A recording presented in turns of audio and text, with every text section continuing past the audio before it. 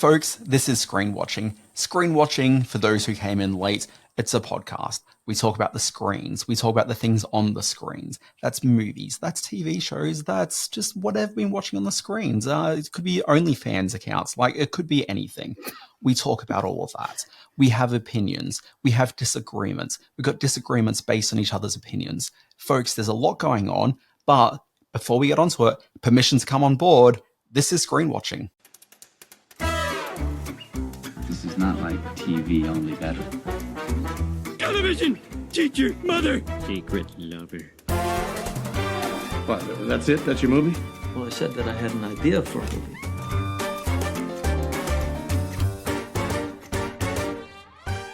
Folks, this is Screen Watching. My name, Dan Barrett, joined here by Simon Foster, my boy wonder. How are you, sir?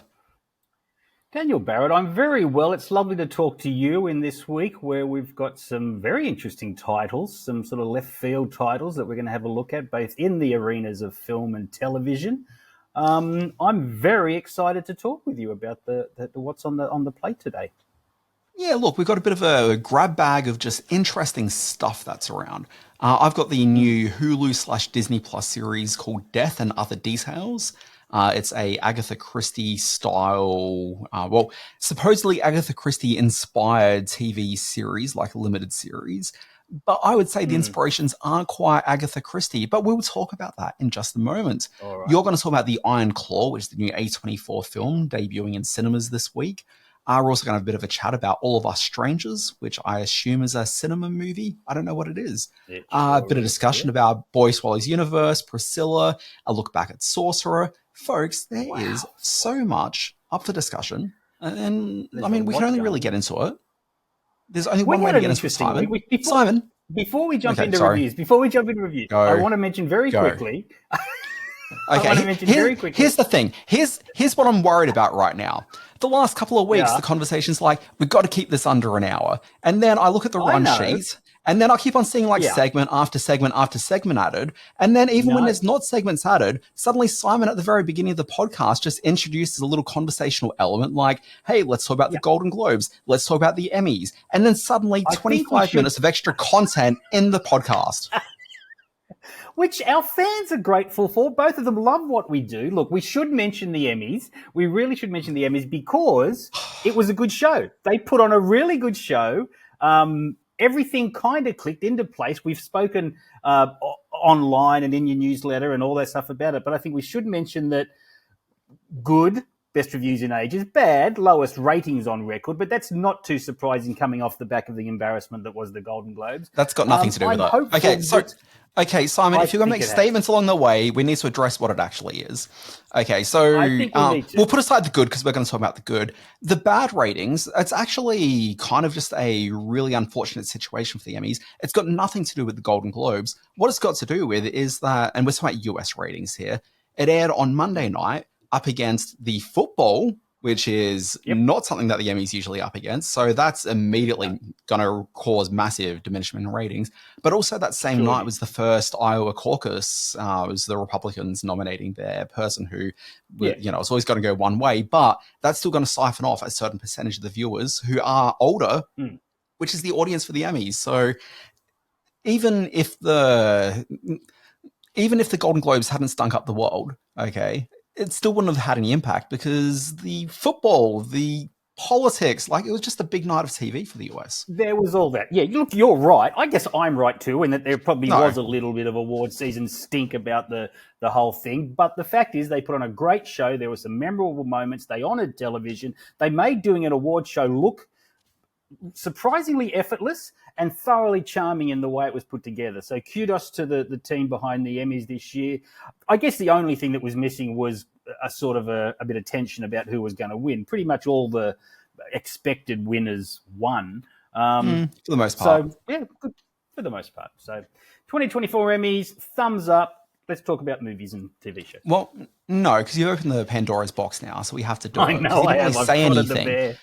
Well, you didn't say anything. And so, you just said, Emmy's good. But I kind of feel like people come to this podcast for a deeper insight. So here we go. This is what I'm going to drop.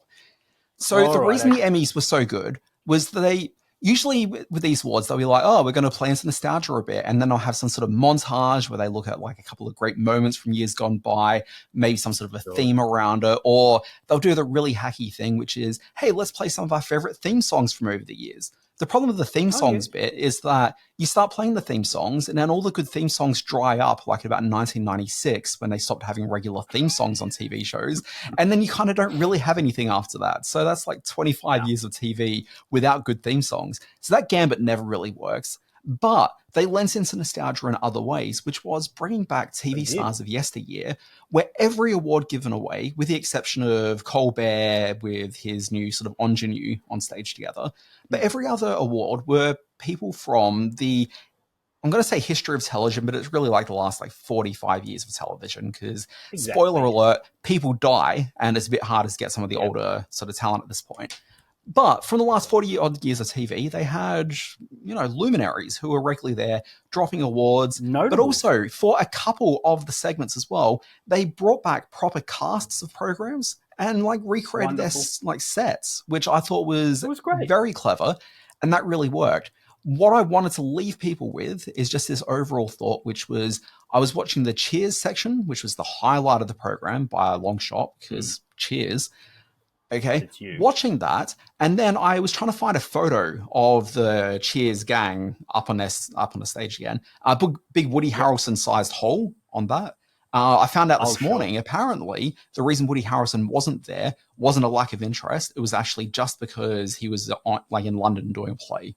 So getting him to LA to record that just was a bit of a non-starter. Impossible, but no Shelley Long photo. Yeah. No, and but Kirstie Alley was on it in the memoriam. But no Shelley Long on the Cheers stage. The producers wouldn't comment on the Shelley Long thing, which makes me suggest that she turned it down. And that's fine. You know, whatever. Sorry, you just led me to a second thought, and I put this in my newsletter the other day. There's something interesting about Cheers, which is that Cheers, hugely successful show, runs 11 years. Ted Danson, very much the star of that program and the center of that very good ensemble cast. Ted Danson, I'm sure, would agree that that show is nothing without the broader ensemble, but he was absolutely the center of it. So you've got that. And then you also had the spin-off series where they took Frasier, starring Kelsey Grammer, off for another successful, what was that for, like 12 years, I think it ran for? It was another long-running sitcom, hugely successful, and these days, probably better remembered, but that's recency bias more than anything else. Okay, Cheers, still the better program, putting it out there. Certainly over the length of the series. But you've got these two stars as part of this Cheers section where Ted Danson, if you're going to talk about this being the Cheers cast, then Kelsey Grammer can only be part of that ensemble, and Ted Danson absolutely needs to helm that conversation. But if you watched what they did there, it was different to every other segment throughout the program. They had Kelsey Grammer literally step away from the Cheers set with Rhea Perlman to introduce a second award, because I'm sure that Kelsey Grammer was, I'm not going to be the second Bernardo to Ted Danson. I'm like a hugely successful star myself. I want my moment. Like, I'm sure that was negotiated. Anyway, I just thought that was very funny. But my overall big thought was, as I was trying to find a photo of the Cheers gang up there, I had to go into this dreaded site called Twitter, because that's where people post things immediately. So I was able to find the picture pretty easily. Okay, but I just saw a lot of conversation about people saying, Cheers, I've always meant to get around to watching that. And, like, fair enough. Cheers hasn't been on the air now for 30 years. Ended up in, like, 92. Yeah, 92. So, you know, it's over 30 years at this point. It's been a long time. Understandably, a lot of people haven't seen it. And in this day and age where a lot of people are only seeing older programs if they're available on Netflix, because people don't watch shows on repeats anymore, like, you know, I've seen plenty of shows from yesteryear because I grew up watching broadcast TV. Things get repeated. Now people have to make an active choice to go and watch something, and nobody's making an active choice to sign up to Paramount Plus, let alone to watch Cheers on Paramount Plus, because there's other stuff. So there's so many barriers to entry to discover Cheers and how good it is these days. I just saw so many people say, I've never seen this program. Okay. And fair. The greatest thing that Paramount could do for Cheers and its ongoing legacy is to drop it onto Netflix for 2 years, do them a sweetheart deal. Netflix will absolutely go for Cheers. Like, there's no way they're not going to accept it. Drop it onto Cheers, give it 2 to 3 years on it, and then reap the benefits for like another 30 years. It's an interesting point you make, and we should be getting into reviews, but I do just want to raise one thing. You did mention in your newsletter in the last 24 hours or so, as we record this, that you returned or that you watched for the first time St. Elmo's Fire, which I thought was an interesting movie to choose from, and you intimated in your newsletter that it was not a pleasurable experience for you. And because for me, I now see the problems with that movie, but I understand it being part of a generational thing, and that you referred to it with regards to the Brat Pack documentary that Andrew McCarthy's putting together that's coming to Hulu later in the year. My point being is that that St. Elmo's Fire is now 39 years old. If we were doing this podcast in 1985 and we were commenting on films that were 39 years old, we would be talking about movies from 1946. Now, that includes amongst them that classic Disney film Song of the South, as well as classics like It's a Wonderful Life and so on and so forth. So it's extraordinary for me to think of a time where St. Elmo's Fire was completely relevant and completely at the forefront of everyone's discussion about the week in movies and the year in movies, and a whole generation went towards this film as being indicative of attitudes and mores and opinions of the time. And now 39 years later, we're looking back and making judgment about it, but I think we have to put that into perspective. Okay. Now I'm just looking at the end of our run sheet and seeing what we can drop off from the tail end of this podcast. So look, there's a couple of things to keep in mind here. One, the difference between if we were doing this podcast and, boy, if we were doing a podcast in 1980, what year was it? 84? 85. 87? We'd be at the front of the curve, wouldn't we? 85. Well, yeah, we're really podcasting pioneers if we're doing that. But putting that aside, the difference between the mid-80s to the mid-2020s, oh my God, is that we live in an era now where there's greater media permanence and access to media. So the reason I watched St. Elmo's Fire a couple of months ago was just purely that I'd spent like the year beforehand quite regularly listening to Rob Lowe's podcast, which has mixed pleasures. And he's just always talking about St. Elmo's Fire. And I realized I've never seen St. Elmo's Fire. I can give it a watch. So it's not actually that interesting that I watched it when you think about the context as to why I watched it. But the reason why I didn't like St. Elmo's Fire is because I just don't think as a film it holds up particularly well. Okay, I don't think it's because of any sort of, problematic material where, there's a little bit of that in there. But that's not really a thing. It's just that I feel that sort of a movie existed as almost what they call a programmer, but designed to really speak to the youth culture of the moment. Like those were all the hot stars and they were there engaging in a way that sort of made sense for the mid-80s. Take it outside of that context, and I just don't think the film's really got a whole lot to it. But the other thing that's happened since the 1980s is that when that film dropped originally, there weren't really many TV shows that were talking to that audience. One, talking to that audience, but two, talking to the audience with those kind of characters. We've seen so many other TV shows over the years that could effectively be called St. Elmo's Fire, the TV series. I mean, like St. Elmo's Fire, like there's no difference between that and, say, Felicity or like any number of youth dramas we've seen over the years. Yeah. I mean, just keeping things like in the pure drama category. Okay, and like, there's been so many TV shows and a bunch of movies. So just in the greater scheme. Yeah. Yeah, no, I understand. As someone who was there at the time, you're absolutely right in that analysis. St. Elmo's Fire came along when TV was either skewed very family and very young, like the Blossoms and the this is pre-Blossom by about 5-7 years. Yeah. My point being is that there was a gap there, or there was some of the more growing up sort of television stuff or more traditional television action. So you're right, there was a gap in the TV market that wasn't addressing so those films, that film and the Brat Pack era became very important. It was also the time when gossip mags and were at the height of their fame and the key media you're missing here, Simon, is MTV. Yeah, but keep in mind, St. Elmo's Fire played upon, and I mean, it got its momentum going by the song, and MTV didn't address the dramatics of the it's the culture, the dramatics of the period. It's not a like for like. It's the culture of the moment. So we have a weird relationship with MTV in Australia where we didn't really have it. Okay, like there was a weekly MTV program that used to air, but like it wasn't like there was a constant presence in people's homes. What happened in the early 80s with the rise of MTV is suddenly there was like an untapped vein of youth culture being brought into households across America, which hadn't really previously existed. So what it's doing is it wasn't like MTV were in the early to mid 80s producing a whole bunch of drama shows with like the hot young talent, but these were movies that were MTV influenced. They had music that was reflective of stuff that was in there. The rise of like these young actors coming through was very much just reflective of that MTV culture being reflected backwards and forwards between movies and TV shows. And it was kind of just part of the cultural mix. But MTV is absolutely a core reason as to why the early to mid 80s onwards suddenly saw that massive influx of youth orientated movies and dramas.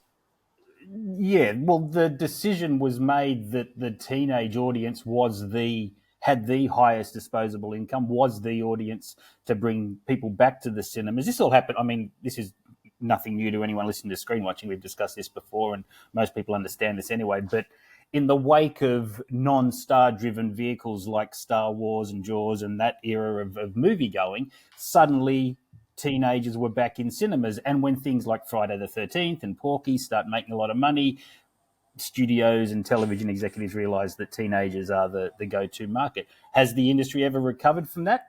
I don't know, but it certainly profited from it at the time. Yeah. We really should talk about reviews. Well, we should. Let's not talk about reviews. Let's do reviews. It stinks. Hey, Simon, can I kick things off this week? Do you mind? No, not at all. Knock yourself out. Okay, I want to talk about a new TV program, a drama limited series. It's airing on Disney Plus here in Australia, but it's a Hulu original in the US. It's called Death and Other Details. Can't believe we're going to be trapped on this thing for 10 days. I'm so sorry I dragged you into this. Pay attention. If you want to solve a crime, you must first learn to see through the illusion. Details matter.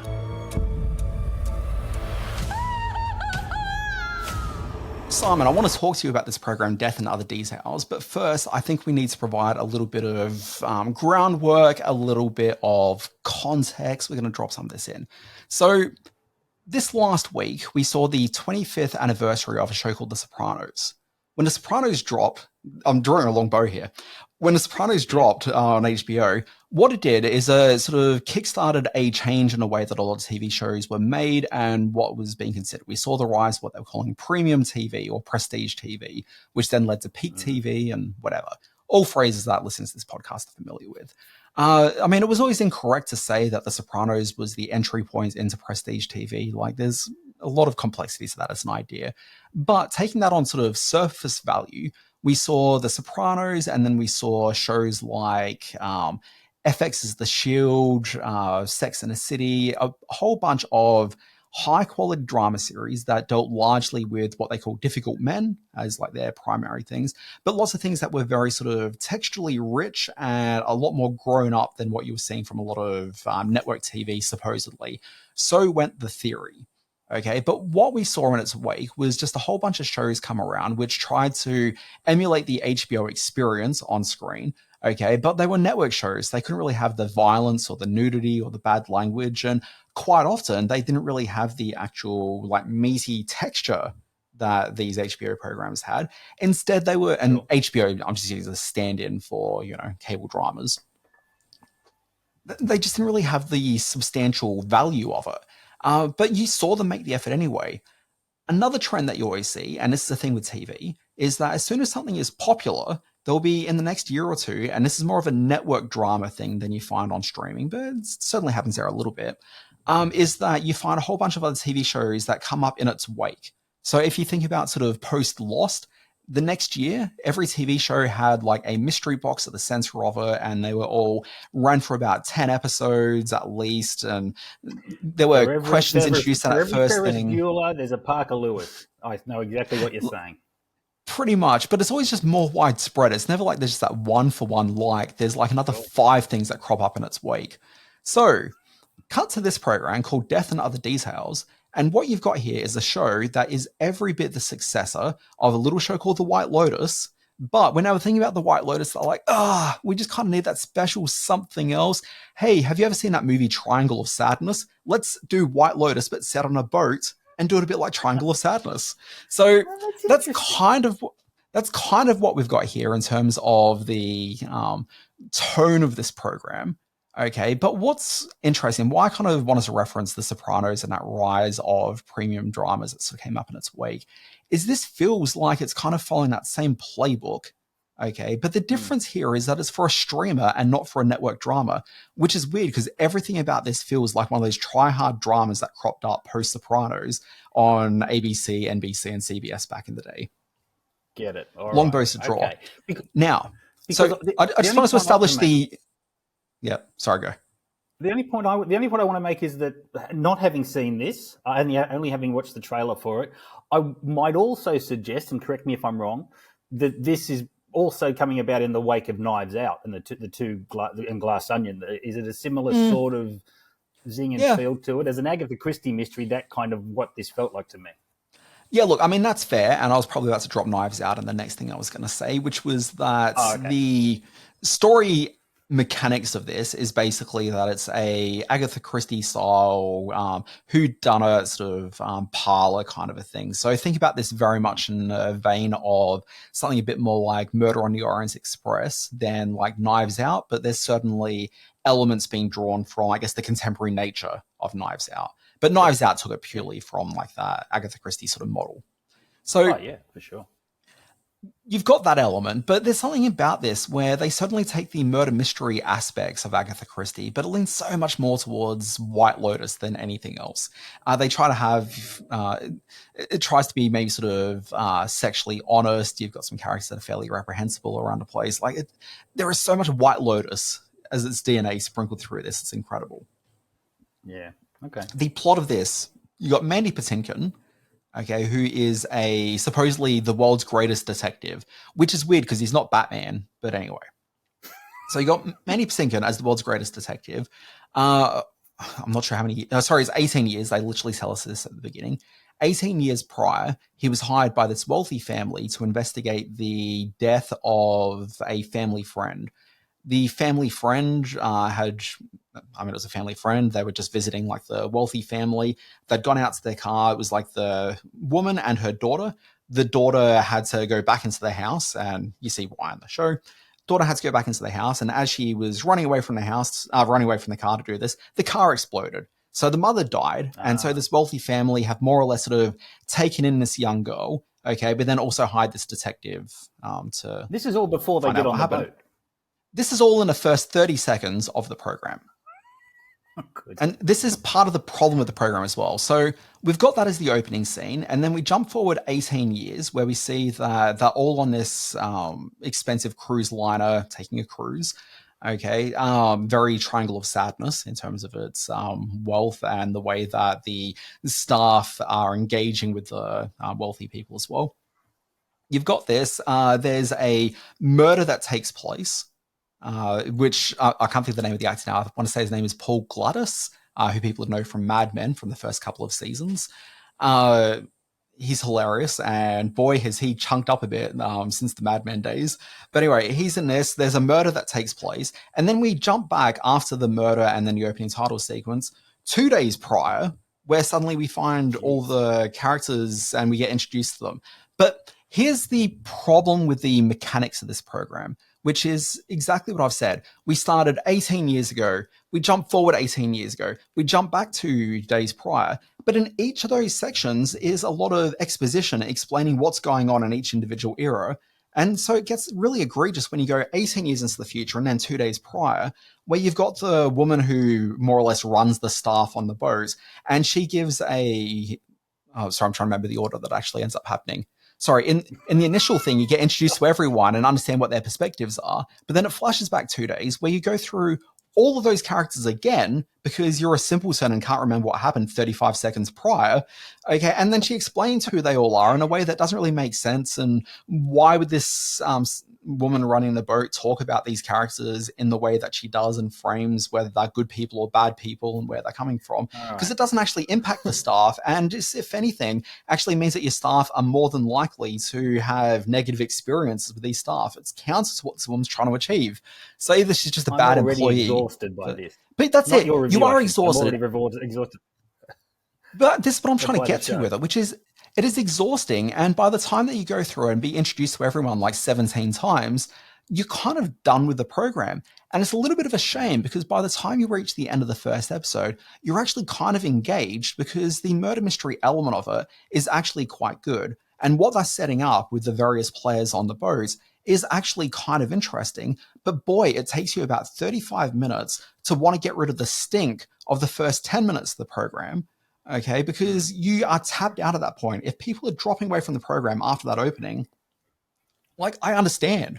And it's not that the end is so rewarding. Yeah. Well, I just want to say, it's not that the end is so rewarding that it makes the first sort of chore worthwhile, because it's not. But at least when you reach the end of it, you're like, I could see myself watching episode 2. Okay, all right. So your reviews kind of reflect. I dipped into Rotten Tomatoes and had a look at what they were saying about it, and it's getting some fairly dire reviews, mainly because the reviewers are saying this is not a 10-episode show. This is an 8-episode show that has been convoluted out to 10 episodes. It's way too dense and mixy to engage over a long period of time. So maybe that could be the path you headed down. This is the problem. It's not dense. The only reason it feels dense is because they go in these circuitous ways to explain what characters' relationships are with each other, and there's lots of busy work and stuff that doesn't need to exist. It's not an 8-episode series from what I've seen from the first couple. It's like a 2 to 3 episode series at best with just a whole lot of guff taking place. Again, it's yet another movie that's been spun out into a limited series. Death and Other Details is on Disney Plus or on Hulu, I'm guessing in the US. Can I say some positive things? One, Mandy Patinkin, like, you know, who doesn't want to watch that? Yep. I mean, he's the main guy. Like, you know, you're watching it for Mandy Patinkin and he holds you in. Sure. The other co-lead on it is this actress named Violet Bean. I didn't know her, but apparently she was a supporting actor on The Flash for a couple of seasons, or at least like a recurring character. She's fairly charming, and the two of them make for a good sort of on-pair coupling. There's actually some really good supporting actors coupled throughout the series. You've got the guy who is playing Freddy the Son in the Frasier sequel series at the moment, and I can't think of that dude's name right now. I should have brought up the IMDb before I delve too far into this. But he's in it, and I think he's genuinely quite good. You can't tell that from the first couple of episodes of Frasier. But certainly as that series went on, like, I think that he really sort of came to the forefront as being one of the real sort of people to watch on that program. And the actor's name is Jack Cutmore Scott. Great name. But then also just throughout the series as well, you got people like Tamburla Perry, who's not in the first couple of episodes much, but I'm sure she'll be into it in a bigger way. People would probably know her best from The Good Fight. She played a judge with some duplicitous issues going on in her world. But she's fairly good. Michael Gladys, who's the guy that was in Mad Men, he plays a guy who may not be all that he seems, although that's probably true for every character on this. Who knows what the secrets they're hiding. Even Mandy Patinkin, he's got some stuff going on.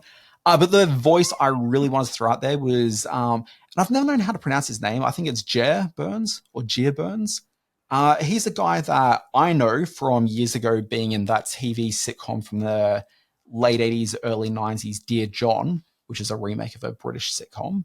And that was about a support group for people who've just recently gotten divorced. Influential sitcom for me as a pre-teen. So I've always remembered him from that. But when you see this guy by face, you'd be like, oh, I've seen him in 45,000 different TV shows and movies over the years. A working actor. I want to say he's very much a working actor, but like he's a memorable working actor. Not a character actor, he's just a working actor. But anyway, Something So Right is a sitcom that he was in for a few seasons that people might remember. Oh, and sorry, looking at the IMDb, he did a Blossom playing himself. Hey, to call back to Blossom, playing himself. Yeah, because it was 1991 1991 for Blossom, and he was a big TV star at the time because of Dear John, so he's probably there for that. Oh, okay, wow. 2 Blossom mentions in one episode. 3 if I look at the running sheet further on. Excellent. Okay, so Death and Other Details on Disney Plus and Hulu in the US. 10-episode arc. Could be a bit of a slog, but it looks pretty in parts, and if you enjoy a mystery, maybe worth checking out. Kind of. Might have. All right. Well, I got off to the movies last night with my beautiful wife, and we saw the new Zac Effron film, The Iron Claw. Ever since I was a child, people said my family was cursed. Mom tried to protect us with God. Pop tried to protect us with wrestling. He said if we were the toughest, the strongest, nothing could ever hurt us. I believed him. We all did. Look, this is typical of Simon Foster. He introduced that saying the new Zac Effron movie. The hotness in this movie is not Zac Effron. Oh, here we go. What is it? Did you watch the Emmy Awards on Monday? Yeah, Jeremy Allen White. Okay, let me get around to what Jeremy Allen White does for this film. Let me get around to what Zac Effron does for this film as well. This is the true story of a wrestling family. Now, I know you're a huge fan of World Championship Wrestling, and you'll enjoy the way that they portray the meteoric rise, stardom, and, of course, terrible fall of the Von Erich family. This was a group of young men back in the early 80s who were led by a fierce patriarch played by, and this is where I should have had my IMDb page open, Holt McCallany. Now, I hope I pronounced that right, from Mindhunter, who we all know as the great actor who fronts that TV series. As the father in this film, he is a force of nature.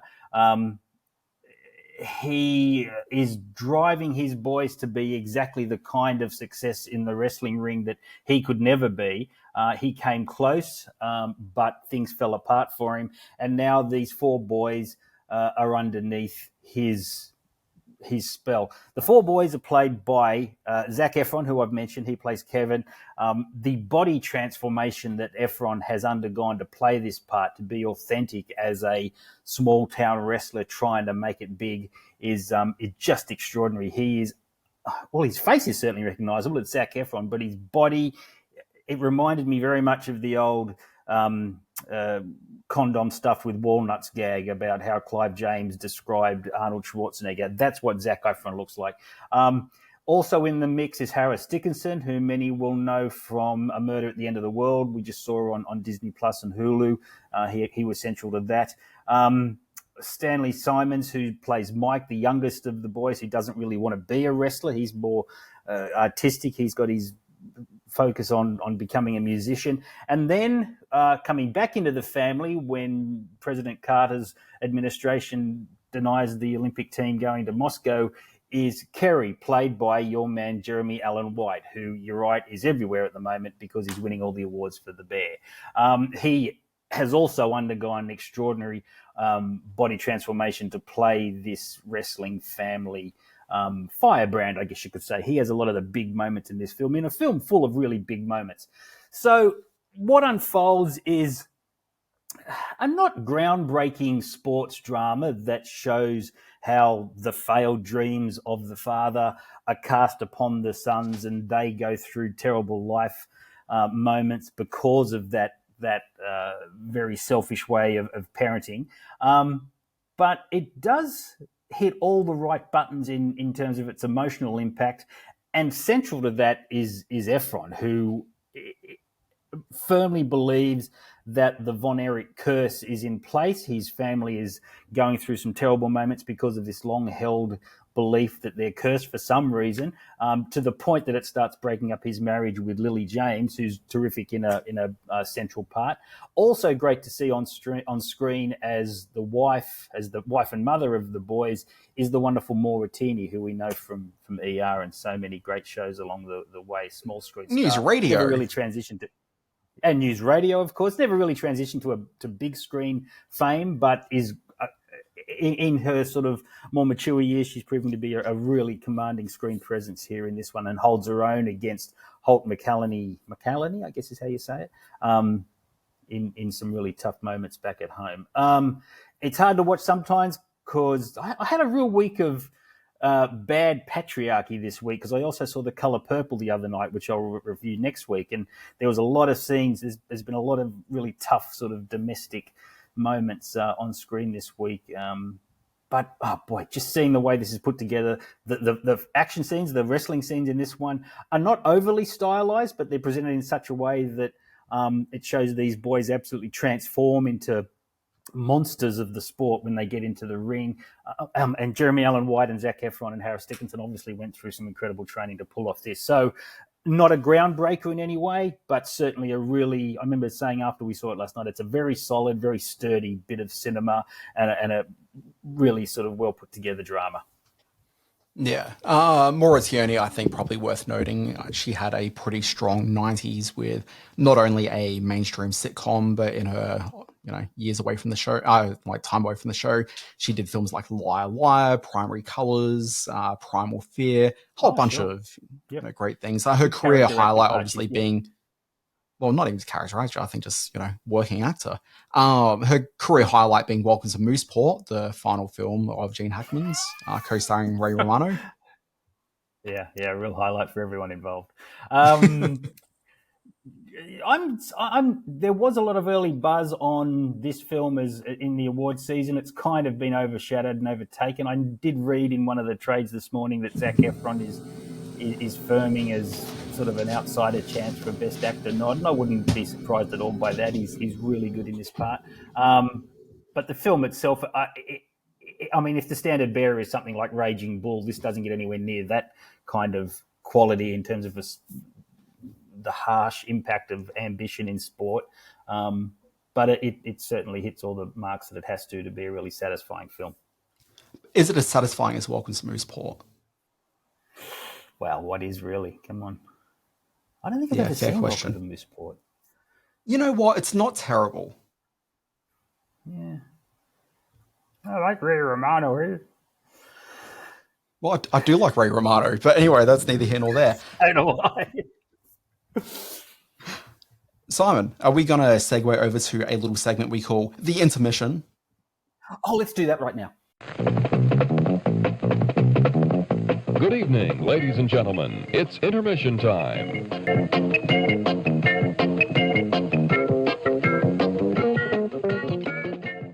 We had a little bit of a back and forth this week, and recalling some of the sadder, more impactful moments of television over the years when one of our favourite characters died. TV's memorable final moments is what I've called the intermission this week. In the prepared statement, I say, we all love a good cry, and the passing of our favourite TV characters has always provided fans with an emotional catharsis that helps to define the hold that television has on viewers. It's good for ratings too. Quote, see the most shocking moment of the TV year this week on Blossom. So we thought we'd get all misty-eyed with each other, recalling those on-screen deaths that hit particularly hard on first viewing and have lingered long in our hearts and minds. This was inspired by your viewing of one of your favourite shows over the years and the very significant passing of a central character. Do you want to take it from here and just put that in context? Okay, well, look, you said one of my favourite shows from over the years. This is a show I hadn't seen for 30 years, up until about a month or two ago. I've been doing a LA Law rewatch.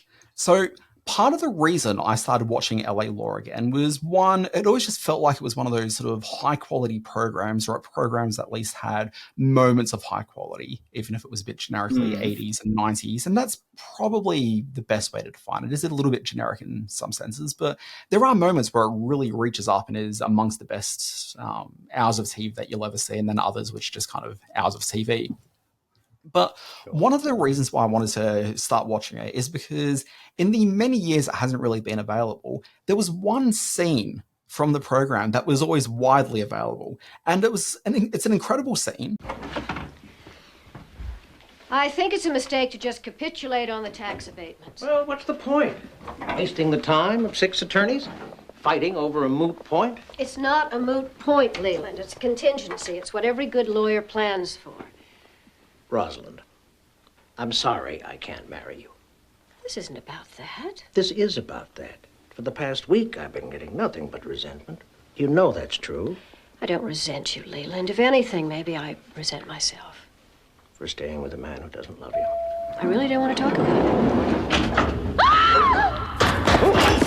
Rosalind! Oh my God!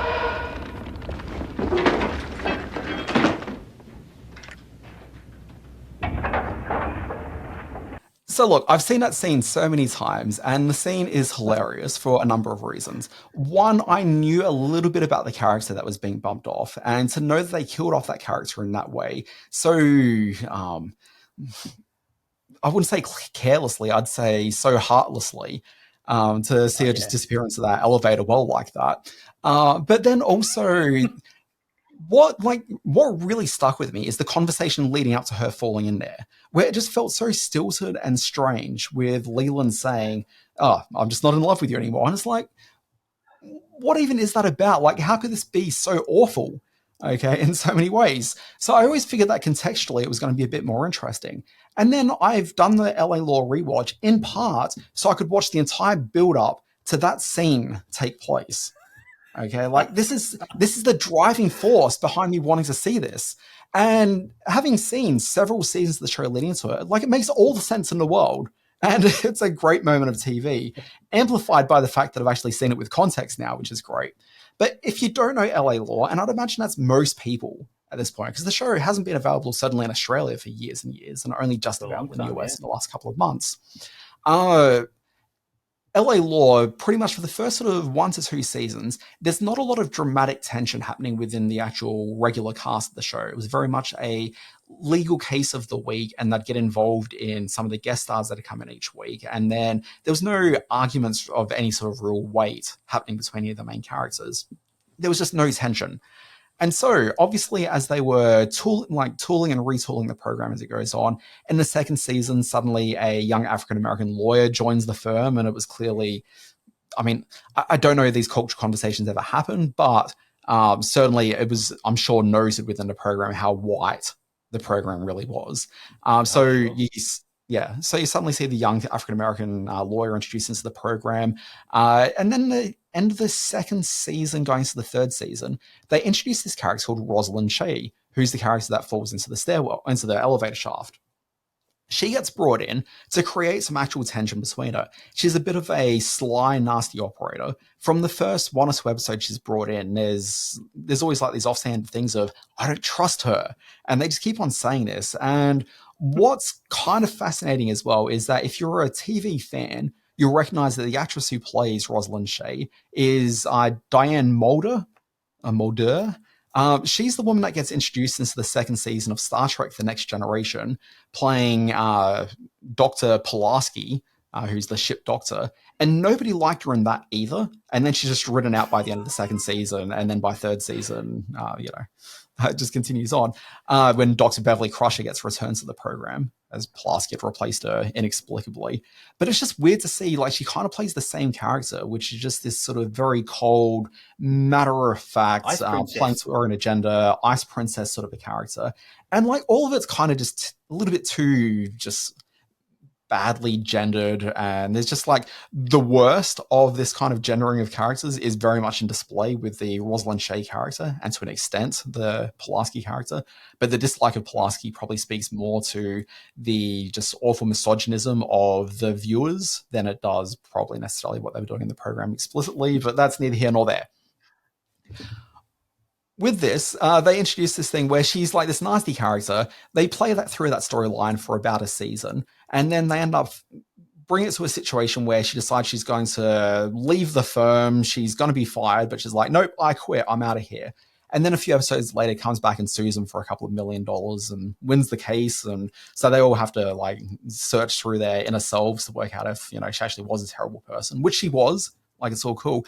But the main character, the head of the law firm, Leland, forms this relationship with her. And so he's keeping it a secret because he knows that it's not going to be well received that he's sleeping with the series villain from the last couple of seasons. And it was just kind of fun. They've woven this storyline through. And I don't know if the plan was to kill her as mercilessly as they did, but everything that leads up to that death in the elevator shaft is builds upon, like, it is like the ultimate culmination of what they did with the character, and for them to just like throw her literally into an elevator shaft. And the scene after that is them talking about the discovery of the body, and the body has stayed in this elevator shaft overnight because the police weren't able to extract the body out properly, as they found her lying in wires apparently in the elevator shaft. Just nasty. But it just sort of seems though like it was them kicking his character entirely while it's down. And what works about this as a TV death is just purely that they had built up this character to be such a awful presence. And the one thing the audience wanted was to see blood, like in a Roman Colosseum. We're all baying for it, and then they deliver it, and that's what makes it a great TV death. It's hilarious, but also earned. That's a great TV death to start the segment off with. When I knew you were going to be talking about it, and I know we're going to move on very quickly, but I'll just say this. I did a little bit of research into what the death sort of represented. And apparently at that point in time, David E. Kelley, it happened in the 5th season, I think. David E. Kelley was leaving the show, and he was so in love with writing the Rosalind Shea character, he didn't want to put it in anybody else's hands. So he decided to bump her off instead of letting anyone else take control of her and take her in different directions. So that was his farewell to the series. I quite literally watched the last David E. Kelley episode last night, which is the end of the 5th season, or 6th. Cool. 5th, I think. And you can see that he was writing ends for all the characters that he was clearly into along the way. Yeah. And then completely discarding the characters he didn't care for at all. Let's move through the memorable deaths very quickly. For me, and I remember this happening, watching the episode, and when I saw the airing date, and this was the original US air date, it was probably a few months later here in Australia, on May 22nd, 1996, in the 6th season of Law and Order, in an episode called Aftershock, the beautiful Jill Hennessy was playing Claire Kincaid, and she was driving Jerry Orbach home after a night on the tiles. And just as she gives this beautiful sort of bit of dialogue back to him about how she's sure that his daughter doesn't hate him and how they'll get back together one day. She is killed in a car accident, which happens on screen, which is all seen by the audience. It's the end to the episode number 23 of season 6. And I remember being totally shocked because back in 96, we didn't get a whole lot of information about what was coming out on the episodes. There would have been advertising on TV, of course, but there wasn't the internet to sort of prime us for these episodes. So when Jill Hennessy died in Law and Order, I remember being quite shaken because the Jill Hennessy, Benjamin Bratt, Jerry Orbach years are some of my favourite of Law and Order. So to have her leave the series, my next one, I said that too happily. I should say, what's your next death? This works very much on the same principle as the death of Rosalind Shea. The reason why this death, and certainly the third one I'm going to talk about as well, works so well is purely because there's actual momentum and a strong build-up to them. So the death I want to talk about next is the excerpt from the series Mad Men by Jared Harris, who played Lane Price. With this is a character where for the 2 to 3 seasons prior, we'd seen as a very sort of prim and proper British gentleman who had some financial issues and certainly was playing on the margins of what was really considered to be polite and proper, both in terms of the way that society functions. So he gets very excited about visiting the Playboy Club and dating an African-American Playboy bunny who's working there. So he's doing that for a couple of episodes, and he's a married man, but his wife wasn't in the country at the time. So he's also just having affairs around the place, but it's kind of counter to what people expect from a man like that. It was just kind of interesting, but there's like this run of episodes where he's got financial issues, he's stolen some money from the advertising agency, and then it leads to him committing suicide in his office. And when it happens, like, it's a really sad moment. We've seen him like make a couple of attempts at suicide in, I think, the same episode, maybe the episode prior. I'm trying to remember how it plays out exactly. But in typical Mad Men fashion, not only do you have the shock of seeing this character kill themselves, but they give you the cathartic laughs straight afterwards as a fair bit of gallows humor comes into it. Amazing death, only in that it is incredibly memorable, but also works completely to what that show did. And I think just sort of fit into the overall arc, the scope, the nature of what Mad Men was and what it meant to its viewers. It was just kind of a piece of all of it. It never felt like it was just a scene for shock's sake. It never felt like it was just an actor trying to leave the program they were writing it out. It felt so of the show that I think it's probably worth mentioning here. There is a whole generation of people yelling at their podcast platform right now to mention my number 2 one. the death of Molly Jones, as played by Anne Tenney in A Country Practice. I remember my entire household, mum, dad, sister, and I sobbing notably in her final moments. She passed away from leukemia in an episode called Molly Part 2, which was episode 32 of season 5. It aired on the June 5th, 1985. Moving on, my final death that I just wanted to talk up was, and it feels a bit weird talking about this in light of the fact that I opened this talking about LA Law, because it's another courtroom procedural, but also you talked about Law and Order, so like that's yet another lawyer who's dying a pretty sad death. The one I wanted to mention is, and this is a huge spoiler for people that haven't gone to the effort of watching The Good Wife, and they probably really should have.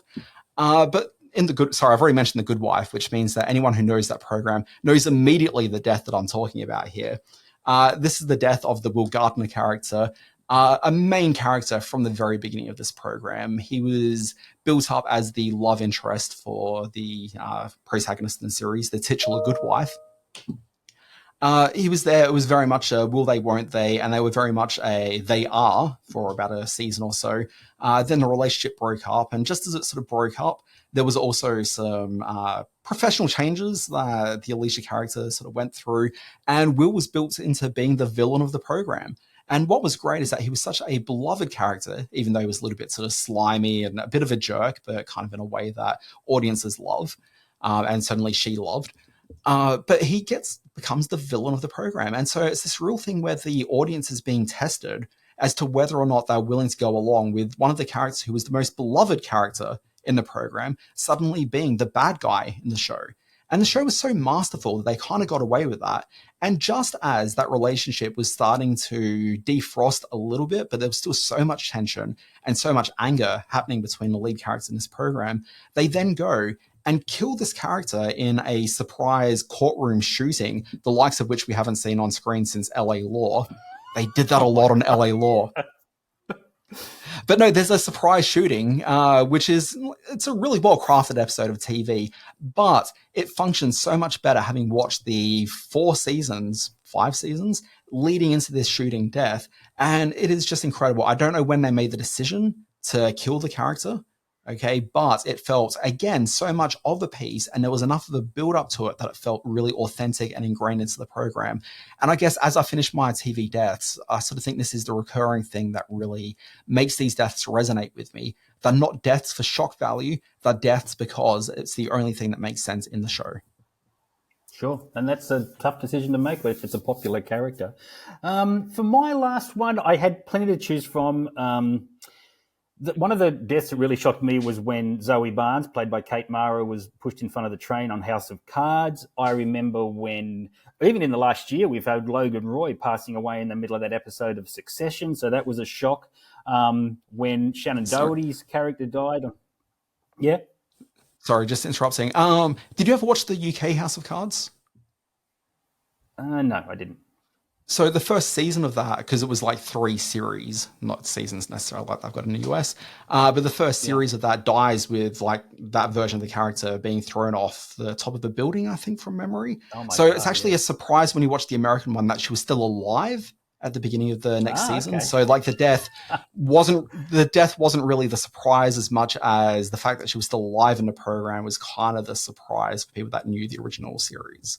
So it was when they pushed it in front, it's like, oh, now they've done it. It was kind of like a weird cathartic relief to a certain degree. Well, it was strange because her character was such a driving force of that episode, but what it was all in the service of was defining how evil the Kevin Spacey character was, which was very prescient. Yeah. And who was the other death you mentioned? It was there was Logan Roy on Succession. Logan Roy, was Mark but like in ER when. Okay, but was Logan Roy a surprise considering the entire show was built up as to what would happen when he dies? Like, it kind of feels as though his death was a certainty that we would see it. It was maybe just a surprise that happened that early in the season and not maybe 4 episodes later. Yeah, absolutely. And the death of Mark Green, Anthony Edwards on ER, I remember having a huge impact and being very, very teary about. But the last one I'm going to go for is surprisingly from a comedy. Although as much as it's a black comedy, I guess, and there has been some memorable deaths in comedy over the years. Arguably the most famous episode of the Mary Tyler Moore Show was when the newsroom clown Chuckles dies during a circus parade. That's often cited as one of the funniest bits of television ever. The death of Susan on Seinfeld from toxic glue on the wedding invitations. Poor Lily. That was a tough one to take. And Maud Flanders' death in The Simpsons was also a shock when she got hit by several T-shirts shot from a cannon that knocked her off the top of the stadium. It was very funny, but very sad and very unexpected. But the saddest death from my generation was when Henry Blake, his plane got shot down over the Sea of Japan in an episode called Abyssinia Henry, season 3, episode 24. That aired in 1975. Now, I wouldn't have watched it in 1975. Of MASH, I should say. Yes, Colonel Henry Blake on MASH passed away. The scene in which Radar comes into the room. Anyway, let's have a look at the scene. There's a short scene. Radar, put a mask on. If that's my discharge, give it to me straight. I can take it. I have a message. Lieutenant Colonel, Henry Blake's plane was shot down over the Sea of Japan. It spun in. There were no survivors. So yes, a very sad moment that I clearly saw in rerun because I wouldn't have stuck with me in 75, but it is a memorable moment that lived on forever and is often spoken of as one of the saddest. So that's our memorable deaths intermission episode. I think it was really cathartic that we talked about TV deaths on this podcast because some people would say that every week on this podcast you witness a bit of a death. But anyway, Simon, this takes us into the segment we all love, which is what else have you been watching? And I'm going to go first. I've watched, a whole bunch of things this week, but I wanted to make particular mention of, I finally caught up on the new Netflix, we'll call it a drama. It's called Boy Swallows Universe. Look, two things. One, this takes place in 1985, 84, 85, thereabouts. 85, yeah. It also takes place in a suburb of Brisbane called Dara. If you don't know Dara, I never really know how to pronounce it. If you don't know it, it's kind of like Brisbane's version of Campbelltown. Not quite as far out, but certainly, it's kind of like that. It's actually just a couple of suburbs down this direction from where I am. So you kind of come across some of the reputable suburbs and then something that just drops off a cliff and you find yourself in Dara. Oh my God, we're going to get emails. No, they can't afford internet. It's fine. Here's the thing. I don't want to go to Dara. I don't want to really hang out with people from Dara. So the idea of watching a 7-episode Netflix drama series about people from Dara, not high on my list. That said, I heard people speak fondly of it. And there was something I felt weird while watching it, which was that one, the show's fine. I didn't really find it to be anywhere near as engaging as people seem to be talking it up. I was a bit more intrigued in the show, but only from here's what's coming up for the rest of the season, as opposed to what I'd actually watched for the hour previously. So I might come back to it because I'm kind of curious to see how the show moves from where we've seen it at now to where it is in those clips of what's to come. And I've never seen a Netflix series do, here's what comes in the rest of the season. So I don't know, maybe they recognize that people needed a bit more of a taster than what that hour represented, but that's neither here nor there. I did feel this very strange sense while watching it, that what I was experiencing wasn't so much that it was a show that people were loving for the right reasons, but instead, and I thought about some of the people that had told me how much they really enjoyed it, it felt a little sort of poverty porny, and the idea that you celebrate those who are like the Aussie battlers who are doing it tough versus being sort of genuinely passionate about the character. There's a bit of an ick factor about just that poverty aspect of it. I'm going to comment on that very quickly because that's prodded the bear for me. I hate The Castle, the classic Australian comedy, for that very reason. Yeah. The Working Dog guys never felt any compassion towards this family. They were piss-taking through the whole film, and it puts me offside. I didn't feel that much about Boy Kath and Kim's kind of the same as well. That's exactly right. Yeah, that's exactly right. Yeah. I didn't feel that so much about Boy Swallows Universe. I thought there was an authenticity to these characters given the time and the setting and what the father puts them through. Terrific lead performance by Travis Fimmel as the farmer, and the two young actors who play the boys in the family are terrific. I really like Boy Swallows Universe. I agree with you that to a certain extent, there's tonal problems to it. It is both a coming of age and a sweet sort of melancholy bit of sentiment, but it's also a crime drama in which people get their fingers chopped off and thrown in the boots of cars and that sort of thing. So it's a coming of age story in a tough neighborhood, and sometimes those two elements don't quite gel. But I actually thought it was a really well staged and well put together. Phoebe Tomkin as the mum is terrific as well. So I'm 3 episodes in and I'm kind of digging it. So I think I'll run with it. Where I found the tonal issue, I think, is that if it was a straight crime drama, I'd probably have been a bit more into it. Or if it was purely a story about magic, I'd be into it. But there's something about the financial impoverishment of the characters layered in with this sort of magical element where you're supposed to feel it's like a little bit of a fairy tale at the same time. And I think that's where the gross vibe comes from with it. Yeah, that's tough to pull off. What else have I been watching? I have to talk about very quickly a film that's in cinemas at the moment. It's called All of Us Strangers. Andrew Scott was, nominated for the Golden Globe for Best Actor for this one. In it, he plays a gay man living in an apartment block in London. He's a script writer. He's trying to come to terms with a little bit of writer's block. He decides to revisit the home he grew up in. What we learn as the story goes along, and this is a little bit of a spoiler, although it happens very early in the film, he actually returns to his home after many years.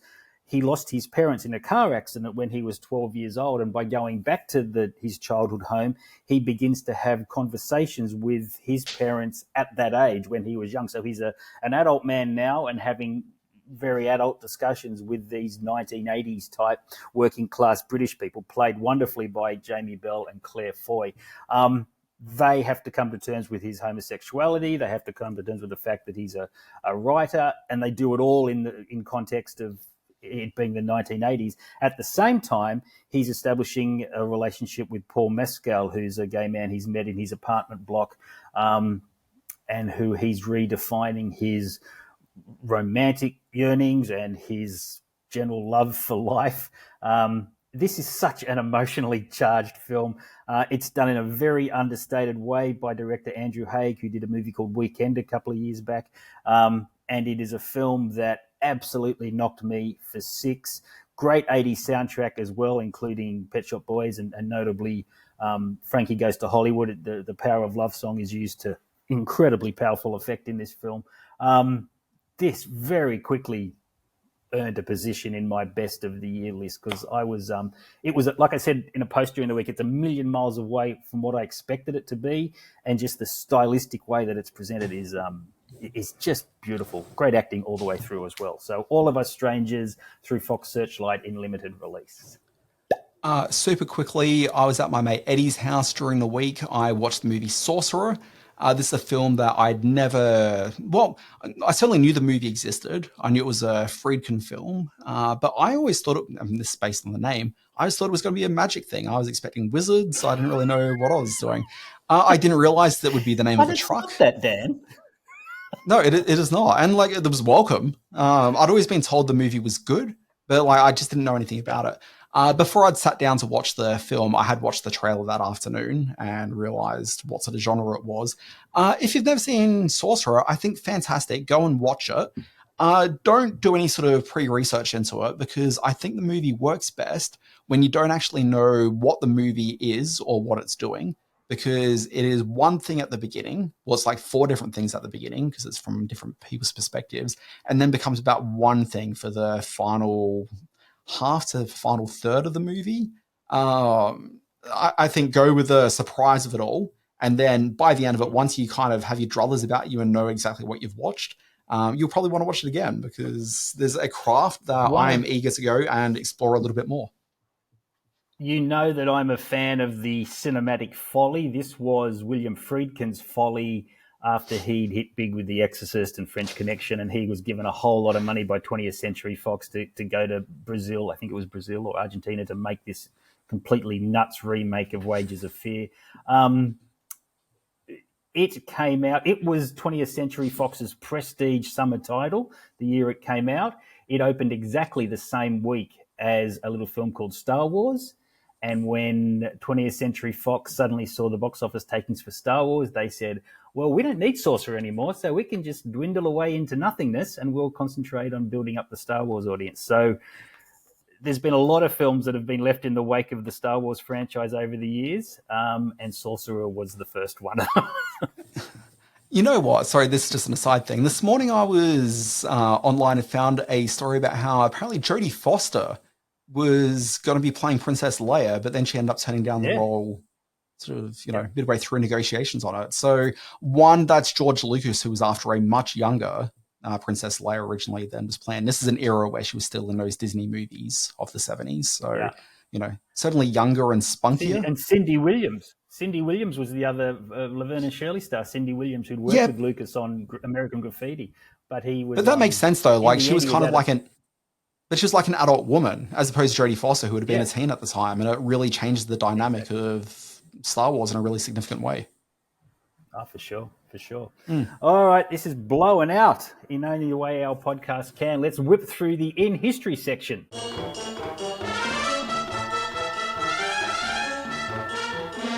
This day in history, Dan Barrett, January 23, 1975, the character-driven misadventures of the detectives of the NYPD 12th Precinct Station House were introduced to American audiences on this day when which show premiered?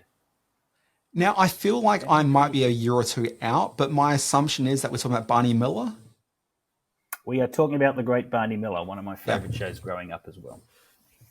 January 25, 1988, in one of American television's most fiery interviews, this is an incredible bit of television, I'll try and get you a clip for this as well, CBS Evening News anchor Dan Rather questioned Vice President George H.W. Bush about his role in which high-profile government cover-up? Okay, the problem if we play a clip, Simon, is that as soon as we play the clip, people know what the answer is before I'm able to answer it. So I'm going to say... See, that's producing on the run. Yep, go on. Yeah. I'd say that what you did wasn't producing. But anyway, that's neither here nor there. I'm guessing it's like Iran-Contra. The Iran-Contra arms for hostages... Reagan administration problem, yes, where they funded the Contras through sales of arms to the Iranian people and government. Finally, January 26, 1931. Released on this day was the classic film Cimarron, I think it's pronounced, or Cimarron, the first film of its kind to win the Best Picture Oscar. In the history of the Academy Awards, only 2 other similar films have earned that honour. What's the connection? So there's only literally one thing I know about this movie, and that is a Western. But I can't imagine that there's only been 2 other films that are Westerns. So I feel like the fact that it's a Western plays into this, but maybe there's a twist beyond that. No, that is definitely the answer. There's only been 2 other Westerns to win the Best Picture, and they happened year after year. Dances with Wolves and Unforgiven. There is some argument, some debate that No Country for Old Men is like. Well, that's what I was just Western. thinking. Yeah. When I looked this up, there was like, well, it's kind of a Western, but it's sort of a modern gangster Western. So if you want to say that, there's 4, but potentially only Dances with Wolves and Unforgiven, which is extraordinary, I think. Let's go straight to birthdays. No, not happy birthday. No, not that. Please, no, not happy birthday. This could be a tough one. Now, the clue is all in the names of these characters. What could be the thing that binds together Evan Peters, who was born January 20, 1987, Gina Davis, January 21, 1956, Natasha Kinski, January 24, 1961, and the man himself, Paul Newman, who was born on January 26, 1925. So if you look at those pictures there in the clue, if you're on our Facebook page or if you're down here who's just opened the running sheet to check things out, what could be the thing that binds all these actors and their character names together? Well, I presume they all played Dahmer at some point. So Evan Peters played Jeffrey Dahmer, Gina Davis played Susan Dahmer, Natasha Kinski played Eloise Dahmer, and Paul Newman played Johann Dahmer. Thought it was going to be correct. Yeah, but no, that's definitely the answer. That's exactly right. Sorry, what is it? What up? So all these people played characters who were in the title of the movies. They played title characters. Dahmer. Oh, come on.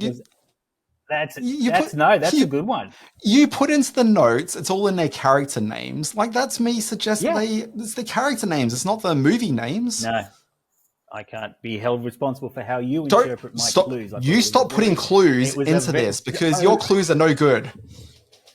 All right, so Evan Peters played Dharma, of course, in the Netflix miniseries, 10 episodes back in 2022. Gina Davis was, of course, Thelma and Louise. She was one of them. I can't remember which one, but her name was in the title. She was also in a buddy cop.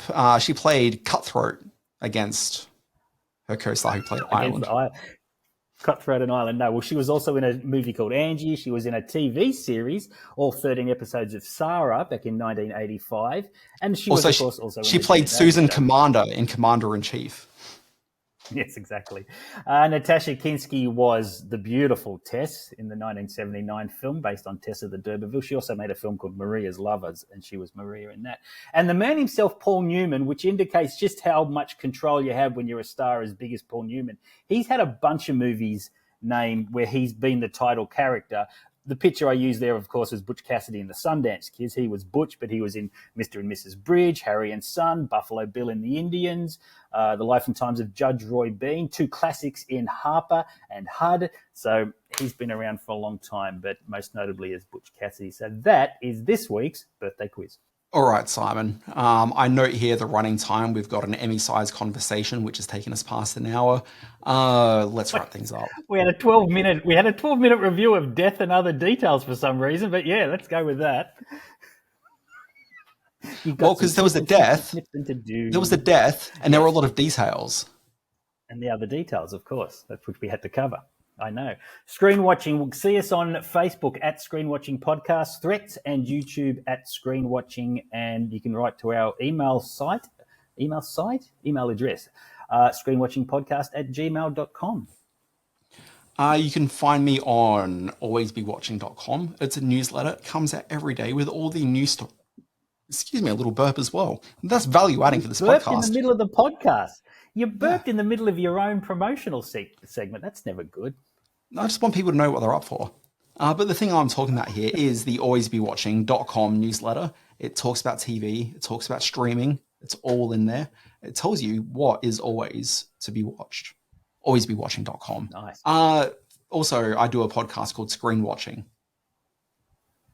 Yeah, we know. It's been going for an hour and a half. Screen-space.net is where you can see my writings. I've also started doing overnights with a young man called Mike Jeffries on 9 Media Radio, which is 3AW, 2GB, 4BC Brisbane, I think. Hear that on Monday mornings in those capital cities or via download. And I'll be down at Flickerfest Short Film Festival all this weekend, depending on when this go out, and then through next week, because I'm married to a jury member and I get free tickets. So I might see you there. Well, I won't see you there because you're in Brisbane, but I might see listeners there. Come up and say hi if you're at Bondi for Flickerfest. God, it's going to be awkward when suddenly you just see me there and we don't really have any conversation. We just kind of furtively look at each other from the distance. How could we have anything possible to talk about after this, which is now running into its second hour? Sorry, I've already checked out. Folks, this is Screen Watching. We'll be back next week with a podcast, which at the moment is scheduled to be 33 minutes, but then Simon will introduce 12 segments since the beginning, at which point it will be 3 to 4 hours. Folks, we'll see you then.